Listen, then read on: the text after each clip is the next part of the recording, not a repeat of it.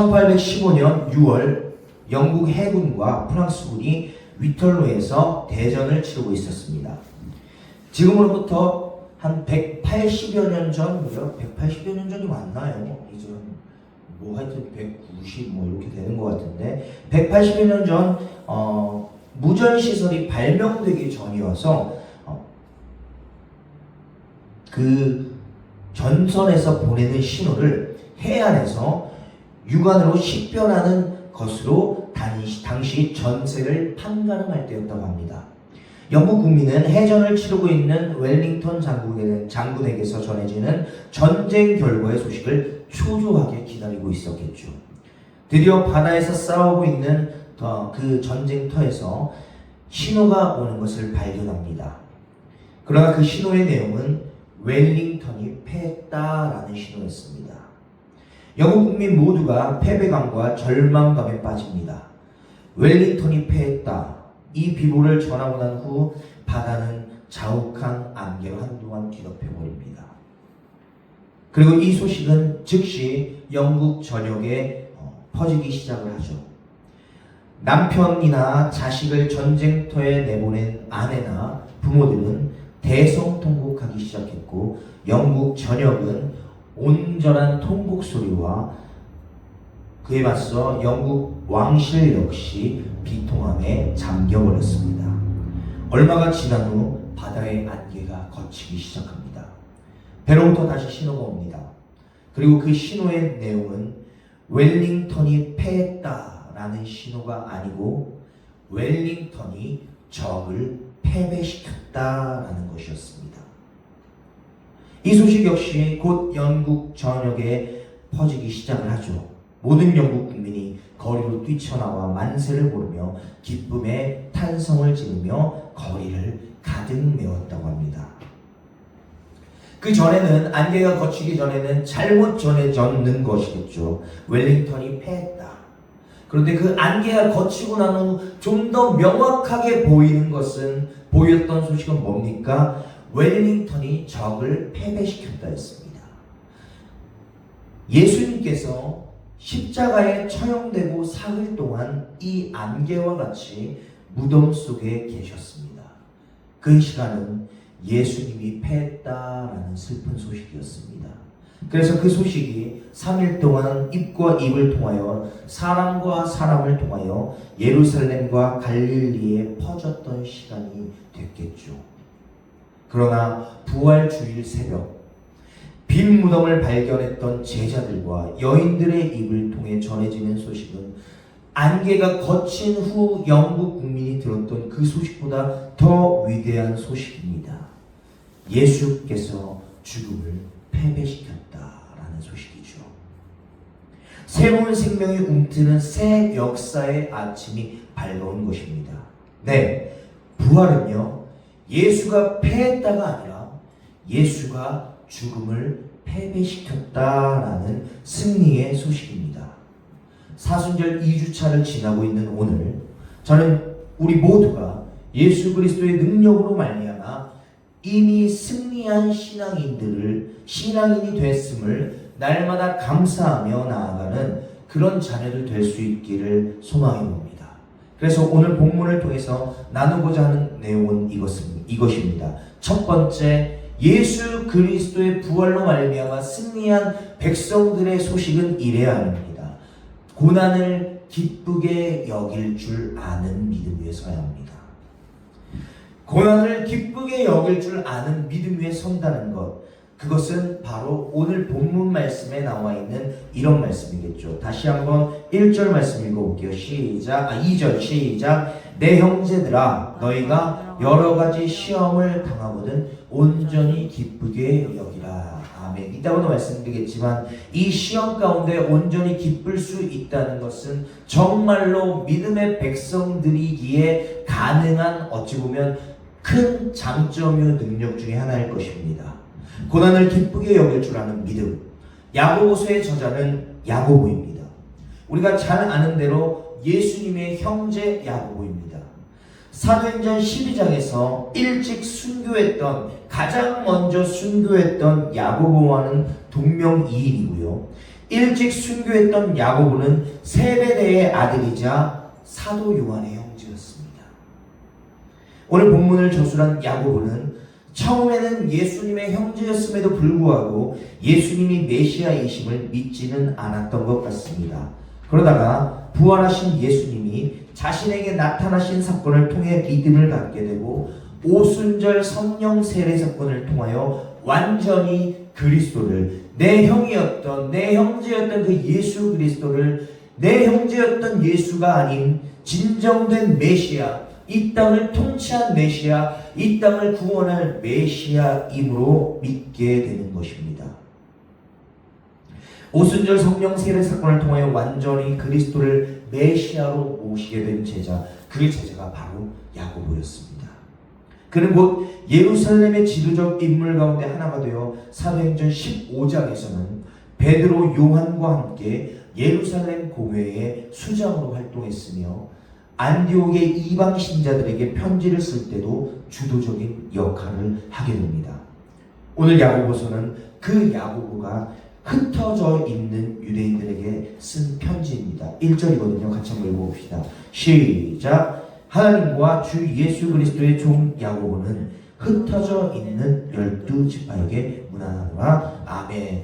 여기서 12지파라 함은요, 흩어져 있는 유대인들을 뜻합니다.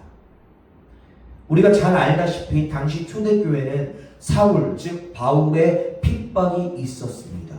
그 당시 예수님의 부활과 오순절 성령 세례 사건 이후 교회가 엄청난 힘을 얻게 되고 교회가 흥왕하게 되자 그것을 지켜보던 유대인들이 교회가 엄청난 힘을 얻게 되고 파워를 갖게 될 것을 두려워하여서 같은 동족인 유대인을 핍박하는 초유의 사건이 발생합니다. 거기에 선두주자가 바울이었습니다. 그러자 생명의 위협을 느꼈던 초대교회 성도들은 유대 전역을 넘어 세계 각지로 흩어지게 되죠. 복음을 접한 유대인들, 그러나 뜻하지 않은 고난으로 인하여 함께 믿음 생활을 하지 못하고 흩어진 채로 서로를 그리워하며 신앙 생활을 해야 했던 민족성을 지닌 백성들, 그런 그들을 향해 예루살렘 교회의 수장, 3명의 기둥 가운데 한 명이었던 야고보 사도는 흩어져 있는 믿음의 형제들에게, 복음의 핍박으로 인하여 흩어져 버린 믿음의 성도들에게 이렇게 당부합니다. 2절이요. 시작. 내 형제들아, 너희가 여러 가지 시험을 당하거든 온전히 기쁘게 여겨라. 아멘. 여기서 중요한 건 뭡니까? 온전히 기쁘게 여기라. 너무나도 중요하지만 그 앞에 뭐가 있어요? 여러 가지 시험을 당하거든. 한 가지 시험도 어려운데 여러 가지 시험을 당했을 때 뭐래요? 온전히 기쁘게 여기래요. 그런데 이 말씀은 당시 초대교회 성도들이 쉽게 받아들이기에는 어려운 말씀이었을 것입니다. 이 시험을 왜 만났어요? 예수 그리스도를 믿었기 때문입니다. 이 예수 그리스도를 믿음으로 말미암아 얻게 된 시련인데 어떻게 기뻐할 수 있겠을까요? 더구나 앞서도 말씀드렸듯이 당시의 유대인들은 스데반의 일로 인하여 예루살렘 밖으로 뿔뿔이 흩어져 있던 상태였습니다. 예수님의 부활과 승천 사건을 경험하면서 오순절 성령 세례 사건을 경험하면서 이제야 믿음의 확신을 조금 가지고 신앙생활 좀 제대로 해보려고 마음먹은 초대교회 성도들을 기다리고 있었던 것은 기쁨과 환희요 즐거움, 기쁨, 행복이 아닌 민족이 흩어지는 아픔이었습니다. 아마 그들은 생각했을 겁니다. 왜 우리가 이런 시련을 겪어야 하지? 왜 우리는 자유롭게 신앙생활을 할 수 없었던 걸까? 하필이면 왜 지금 우리에게 이러한 일이 닥쳐야만 하는 걸까? 이 과정에서 하나님의 뜻은 무엇일까? 그리고 이 와중에 왜 야고보 사도는 우리에게 온전히 기쁘게 여기라라고 할까? 이제 막 시작하는 사람들입니다. 이제 막 본격적으로 신앙생활을 하려고 했던 사람들입니다. 그런 그들에게 오늘 야고보는 말합니다. 모든 고난을 기쁘게 여겨라. 네, 시험은 누구에게나 아프고 고통스러운 것입니다. 그러나 그리스도 중심의 사람들은 이를 인하여 슬퍼하거나 절망하지 않고 오히려 그 시련 당함을 기쁘게 여기게 되는 해석을 할 줄 아는 사람들입니다. 그리고 지금 야고보는 초대교회 성도들을 향하여 감정적으로 기뻐하라라는 것이 아닙니다. 억지로 기뻐하라는 것이 아니에요. 그 속에서 눈을 들어 그 속에서도 여전히 함께 하시는 하나님을 발견하는 믿음의 영안이 열리기를 소망한다라는 것입니다. 고난 속에서도 흔들리지 않은 굳건하고 여전한 믿음의 시선을 일컫는 것이죠. 우리는 종종 우리에게 다가오는 시험을 만났을 때 이렇게 생각할 수도 있겠습니다. 왜 이런 일이 나에게 일어났을까? 왜 나에게만 이런 일이 일어나는 것이지? 저 역시 목회 현장에서, 사역의 현장에서 부교역자였을 때는 학생들을 만나고 청년들을 만났지만 학생들과 청년들을 만날 수 없는 이 현장으로 와 있는 중에서도 종종 이런 질문 듣습니다. 왜 나에게 이런 일을 겪게 하십니까, 하나님은? 왜 나만 이런 일을 겪는 것이죠? 하나님이 살아계시기는 합니까? 라는 질문을 적지 않게 듣습니다. 기억할 것은 하나님은 그러한 시련과 역경을 통해서도 우리 안에 있는 믿음을 다뤄가신다는 겁니다. 자, 금이 불 속에서 정결해지듯 믿음도 시련 속에서 깊어지기 때문이죠. 사랑하는 행복누리 여러분, 우리 지금 사순절을 지나고 있습니다. 사순절은 단순히 절기를 지키는 기간이 아닙니다. 이 시간은 우리의 신앙을 되돌아보고 우리의 마음을 하나님 앞에 다시 세우는 시간입니다. 왜요? 이 절기의 중심에는 예수 그리스도의 십자가가 있거든요. 왜요? 이 절기의 핵심에는 예수 그리스도의 부활이 있거든요. 왜요? 이 절기의 결론에는 예수 그리스도의 승천이 있거든요. 왜요? 이 절기의 소망에는 예수 그리스도의 다시 오심을 바라보는 재림을 향한 믿음, 나도 구원할 것이라는 믿음이 있기 때문입니다. 그렇게 예수님은 십자가를 향해 가는 길 속에서 고난과 시험을 피하지 않으셨습니다. 비난과 조롱을 피하지 않으셨습니다. 오히려 그 길을 묵묵히 변함없이 뚜벅뚜벅 걸어가셨다는 겁니다. 늘 고백하는 것이죠. 우리는 예수님의 뒷모습을 닮아가는 사람들이에요. 예수님의 발자취를 닮아가는 사람이고요. 예수님을 닮아가는 사람들입니다. 그렇다면 예수님이 걸으셨던 그 고난이라도 오늘 우리도 그 뒤를 묵묵히 뚜벅뚜벅 걸어가야 한다는 것입니다. 오히려 그 길을 묵묵히 걸어가신 예수님, 그 예수님의 뒷모습이 오늘 우리의 신앙의 발걸음이 되고 특히 사순절을 지나는 시간 속에서 그런 주님의 십자가와 부활, 그리고 승천, 그리고 다시 오실 것을 기대하는 소망의 믿음이 회복되기를 주님의 마음으로 부탁을 드립니다. 첫 번째, 고난을 기쁘게 여길 줄 아는 믿음, 이것이 우리 사순절을 통해서 회복되었으면 좋겠고요. 두 번째, 시련을 만날 때 믿음의 백성들이 가져야 할 믿음은 뭡니까? 인내를 온전히 이루는 믿음입니다. 똑같은 말이 될 수도 있겠는데요. 시련을 이겨내려면 반드시 필요한 것이 있는데 그것은 바로 인내입니다. 인내가 필요한 이유는 어떠한 경우라도 그 문제나 시련에 대한 해답이 즉시 주어지는 경우가 거의 없기 때문이다라는 것이죠.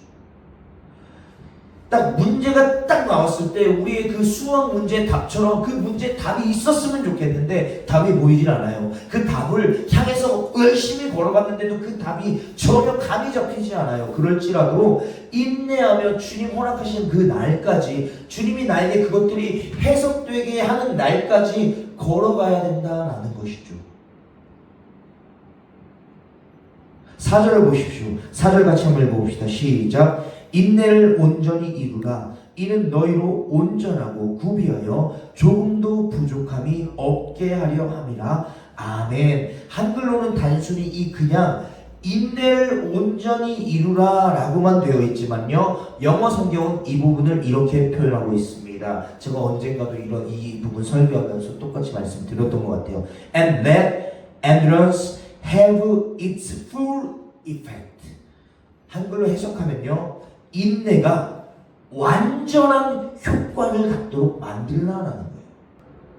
이 말은 우리 믿음의 사람들이 고난의 기간에 대해서 이렇게 설명하는 듯합니다. 고난 자체가 인간을 성숙시키는 것은 아닙니다. 만약 고난 자체가 우리를 성숙시킬 수 있다고 한다면 죄송합니다. 굶주림과 질병에 시달리는 아프리카 원주민들이 세상에서 가장 지혜로운 자들이 되어야 할 것입니다. 그러나 이 말은 그런 뜻이 아니죠. 이 말은 곧 어떤 뜻입니까? 성숙은 아픔 자체에 있는 것이 아니라 그 아픔 속에서 우리가 무엇을 붙들고 그 삶을 살아내느냐. 고난 속에서 믿음의 사람들이 포기하지 않고 어떻게 믿음 안에서 그 싸움을 해결해 나가느냐에 달려있다라는 겁니다. 중국 대나무는 씨를 심고 나서 4년에서 5년 동안 거의 자라지 않는 것처럼 보인다고 합니다. 4, 5년 동안. 물도 주고 거름도 주지만 눈에 보이는 효과가 없대요. 그러나 그 시간 동안 대나무는 땅 속에서 깊고 단단한 뿌리를 내리고 있는 기간이다라고 하더라고요. 그리고 어느 순간 불과 몇 주 만에 수십 미터까지 자란다고 합니다. 사람들은 그 몇 주의 성장을 보지만 사실은 보이지 않던 5년에서 6년의 인내가 있었던 것이죠. 자, 우리의 사순절도 그렇습니다. 눈에 보이는 변화가 없어도 하나님은 여전히 우리 안에 뿌리를 내리고 계시고요. 우리 역시 하나님 안에 뿌리를 내린 채로 살아가고 있다는 것이죠. 뿐만 아닙니다. 제가 언젠가도 나눴던 예와 같은데요. 에디슨은 전구를 발명하기까지 수천 번의 실패를 경험합니다. 누군가 그에게 묻습니다. 수천 번 실패했는데 왜 낙심하지 않으셨습니까? 라고 물었을 때 그는 이렇게 대답했다고 합니다. 나는 실패한 것이 아니라 되지 않는 방법을 수천 가지 발견했을 뿐이다. 그에게 실패는 끝이 아니라 과정이었을 뿐이다 라는 것이죠. 여러분, 신앙의 인내가 이런 것입니다. 왜 안 되지? 난 왜 늘 이 모양이지? 왜 나만 안 되는 것처럼 보이지? 특히 목회선상에 있는 저는 더더욱 그래요. 그런데 그때 좌절하는 것이 아니라 하나님이 이 과정 속에서 나에게 무엇을 이루고 계시지? 하나님은 오늘 이 과정을 통해서 내가 어떻게 반응하길 원하시는 것이지? 라고 묻는 믿음이라는 것이죠. 네, 인내는 단순히 참고 버티는 것이 아닙니다. 하나님을 향해 오늘도 여전히 걸어가는 믿음입니다. 예수님도 십자가를 향해 가는 길에서 수많은 고난을 지나셨습니다. 광야의 시험을 지나셨고요. 사람들의 거절을 경험하셨고요. 마침내 십자가를 지십니다. 그러나 그 길에는 예수님은 단 한 번도 하나님 아버지를 향한 믿음을 내려놓지는 않으셨습니다. 사순절은요, 그 길을 따라 광야를 건너시고 사람들의 거절을 경험하시고 마침내 십자가를 지셨던 그 예수님을 따라 걷는 시간입니다. 우리는 때로는 이해할 수 없는 시간을 지나갑니다. 기도에도 응답이 없는 것 같고 하나님이 멀리 계신 것처럼 느껴질 때도 있습니다. 그러나 하나님은 그 속에서도 여전히 우리를 향하여 일하고 계십니다. 사랑하는 믿음의 동역자 여러분, 그렇기 때문에 시련을 만났을 때 오히려 그 시련을 기쁘게 여기고 인내하는 사람들 되십시오. 이 기간은 어쩌면 우리의 신앙을 다시 불 앞에 두는 시간이 될 수도 있고요. 우리의 신앙을 다시금 광야에 홀로 있게 하는 시간이 될 수도 있겠습니다. 믿음의 사람들은 시련과 역경에 대해 기도합니다. 믿음의 사람들은 시련과 역경에 대해 하나님을 붙듭니다. 우리는 이럴 때일수록 하나님의 말씀을 붙들고 뒹굴어야 합니다. 기도함으로 뒹굴어야 합니다. 인내함으로 기다리며 하나하나 성장해 나가야 할 준비를 해야 할 줄로 믿습니다. 시련 가운데 있다 하더라도, 역경과 어려움 가운데 있다 하더라도 이 기간 동안은 그 무거운 짐 잠시 내려놓고 주님과 함께 교제하는 그 주님 걸어가는 그 시간을 함께 걸어보는 그런 기간으로 지내보면 어떨까요? 네, 우리의 삶 가운데 여유가 없다는 것 압니다. 더구나 헤어나올 수 없는 고난 가운데 있는 분들이라면 더더욱 그렇겠죠. 저는 세상을 잘 모르고 하는 말일 수도 있겠습니다. 그러할지라도 목회자로서, 사역자로서 그 상황 가운데서도 역사하고 계시고 여전히 역사하실 하나님을 여러분들이 바라볼 수 있는 믿음을 가지길 바란다는 것도 욕심일런지요. 사순절이잖아요. 이 사순절 기간 동안 우리 모두가 내 믿음은 어디에 서 있는지, 내가 정말 하나님을 신뢰하고는 있는지, 그럴지라도 혹은 그리 아니하실지라도 역사하시는 하나님을 여전히 의지하고 있는지 우리 자신을 되돌아보는 시간으로 여기는 믿음의 소유자들이 되실 수 있기를 주님의 이름으로 축원합니다. 말씀을 정리합니다. 사랑하는 성도 여러분, 그리고 믿음의 동역자 여러분, 사순절은 우리의 믿음이 어디에 서 있는지 돌아보는 시간입니다. 지금 우리의 삶에도 여러 가지 시험이 있을 수 있습니다. 그러나 오늘 말씀은 말합니다. 시험은 우리를 무너뜨리기 위한 것이 아니라 믿음을 자라게 하는 하나님의 도구일 뿐이다. 그러므로 우리는 시험 속에서도 이렇게 기도해야 할 것입니다. 하나님, 이 상황을 이해하게 해달라는 것보다 이 상황 속에서 주님을 더욱더 신뢰할 수 있는 믿음을 주십시오. 이 상황 속에서 주님을 더욱 바라볼 수 있는 눈을 열어주십시오. 사순절의 길을 걸으며 우리의 시선이 문제가 아니라 십자가에 바라보게 되는 그 시선으로 바뀌어지기를, 그리고 그 십자가를 통해 하나님이 우리를 더 깊은 믿음으로 이끌고 계심을 경험하게 되기를 주님의 마음으로 간절히 부탁을 드립니다.